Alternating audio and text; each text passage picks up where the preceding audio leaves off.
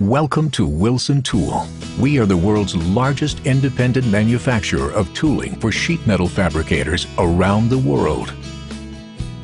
Our tooling is used to manufacture products in industries such as automotive and aerospace, military, agricultural equipment, HVAC, household and commercial appliance, food and beverage, and more.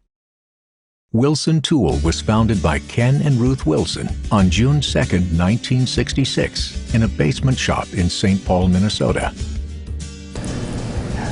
You know, everybody who was a tradesman that lived in our neighborhood, I just happened to be a tool maker, and there were plumbers, there were electricians, there were cement people.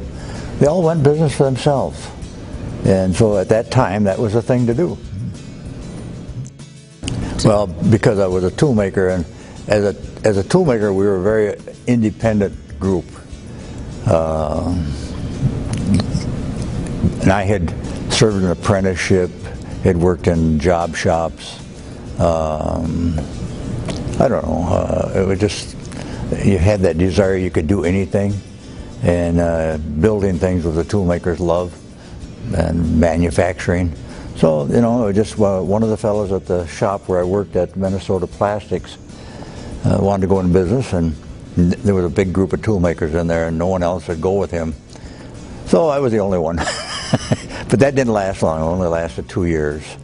And then we broke up, and I took the money and went home, and I had a very large family at that time. And I was going to take the summer off, but before the summer ended, I made a decision that he was wrong and I was right. I went back into business for myself. Ken's natural business sense and drive to innovate helped pave the way for WT's exponential growth over the next few decades. By 1978, the Wilson Tool Company had outgrown the basement shop in St. Paul and had moved to rural White Bear Lake, Minnesota, where there would be endless room to expand. After numerous additions, Wilson Tool's headquarters now stands at 330,000 square feet of manufacturing space, including a research and development wing, business offices, an international sales desk, and an employee wellness center. By 1984, the Wilson Tool Company changed its name to Wilson Tool International, and shortly thereafter acquired Punch Press Tooling in Swindon, England, now called Wilson Tool Limited.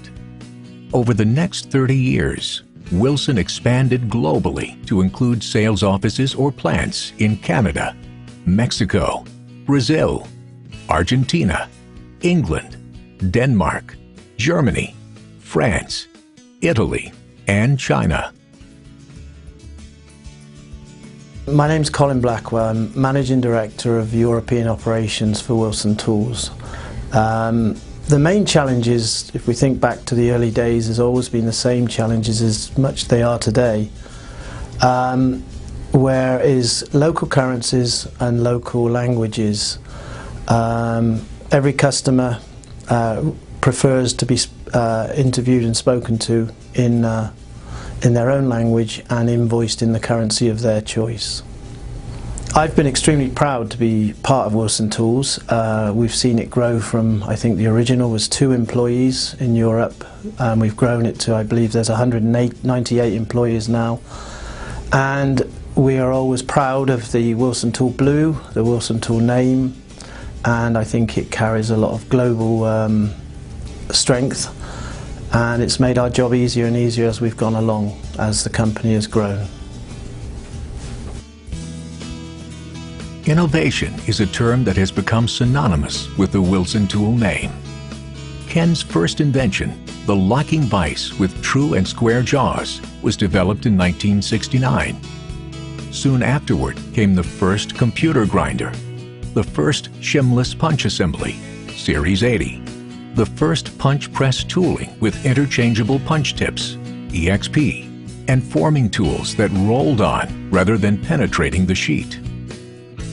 As of 2016, Wilson Tool has been granted 56 U.S. patents. While Wilson Tool started making punches and dies for the punching industry in the 1990s, They expanded into tooling for the bending and stamping industries.